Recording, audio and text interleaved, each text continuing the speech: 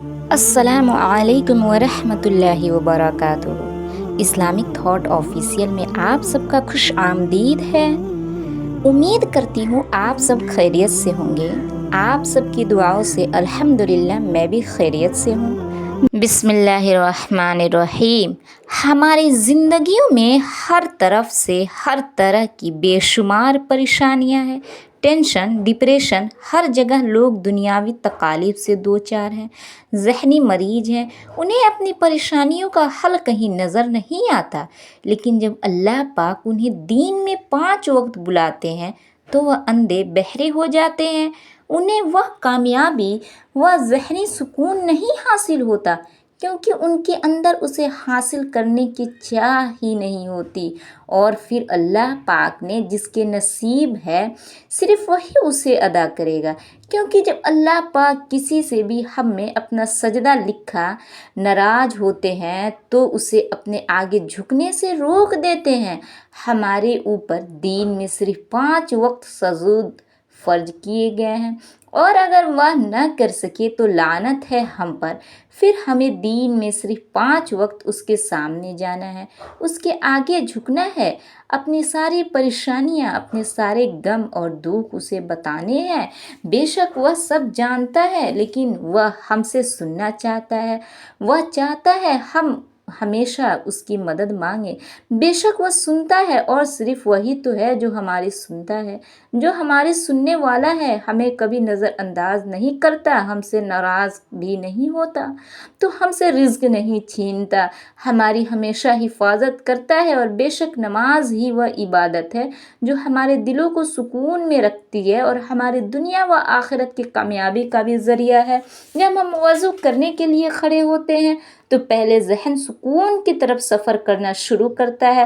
جیسے جیسے وضو کا پانی ہمارے اوپر پڑتا ہے ویسے ویسے ہم پاکیزگی محسوس کرتے ہیں، پھر ہم سکون قلب کو اپنے اندر اترتا ہوا محسوس کرتے ہیں۔ جب آہستہ آہستہ ہم وضو کے مراحل طے کرتے جاتے ہیں تو ہماری روح مل کرنے لگتی ہے، اس پر لگے ہمارے کیے ہوئے گناہوں کے داغ دھلنے لگتے ہیں، ہمارے گناہ مٹنے لگتے ہیں، اور پھر جب ہم اس رب کے آگے جھکتے ہیں تو ہم اس سکون میں ہوتے ہیں جو بہت کم لوگوں کو نصیب ہوتا ہے۔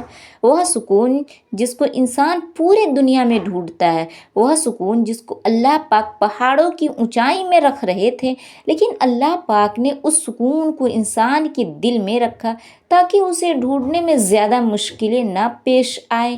کیا ہمارے اعمال اس قابل ہیں کہ ہمیں سیدھا جنت میں ڈال دیا جائے اور ہمیں بالکل آزمایا نہ جائے، ہمارے اوپر کسی قسم کے مشکل نہ آئے، ہمیں برے وقت سے دور رکھا جائے؟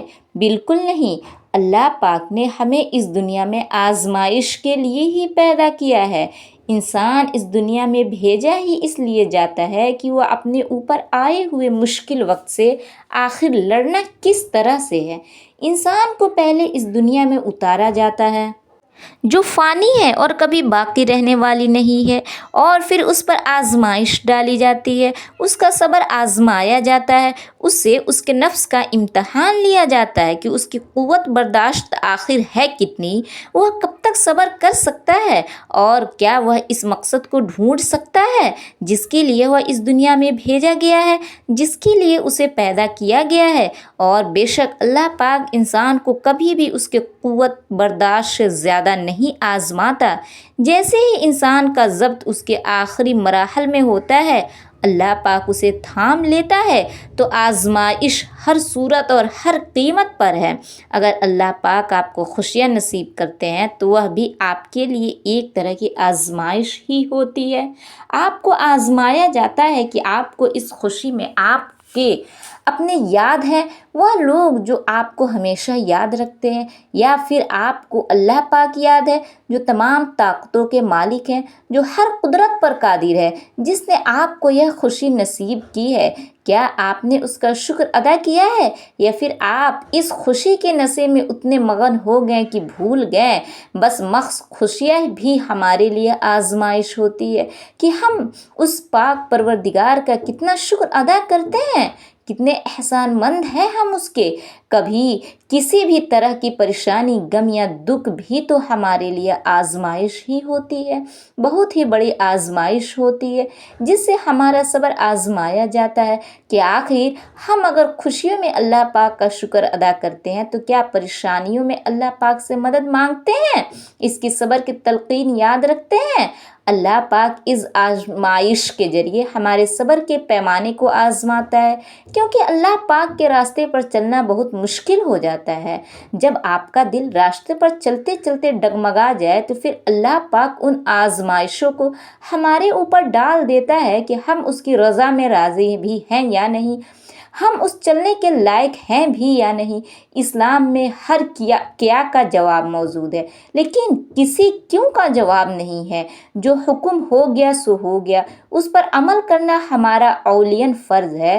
ہمیں اللہ پاک کے بتائے گئے راستوں پر ہی چلنا ہے، جتنی بھی مشکلیں آ جائیں ہمیں اپنی نہیں منوانی، صرف اس پروردگار کی سننی ہے، اس کے رضا میں راضی ہونا ہے، ہر حال میں صبر اور شکر کا دامن تھامے رہنا ہے۔ بے شک اللہ پاک چاہے آسانیاں پیدا کرنے والا ہے۔